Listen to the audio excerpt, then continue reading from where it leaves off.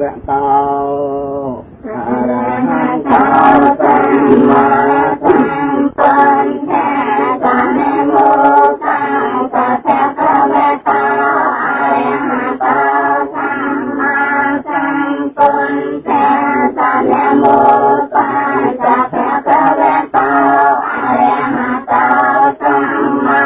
សម្ពុទ្ធៈក្រុងសាវត្ថីក្នុងទីនោះឯងព្រះដ៏មានព្រះភាតាសំដែងថាមានាភិក្ខុទាំងឡាយធាននេះមាន4ប្រការធាន4ប្រការគឺអ្វីខ្លាំងមានាភិក្ខុទាំងឡាយភិក្ខុក្នុងសាសនា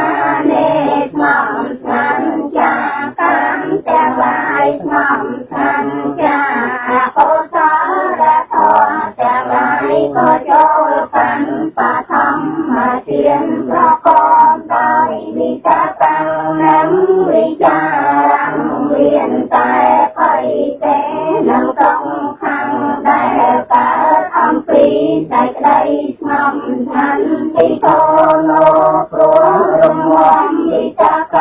និងវិចារៈក៏ចូលកាន់ទុតិយ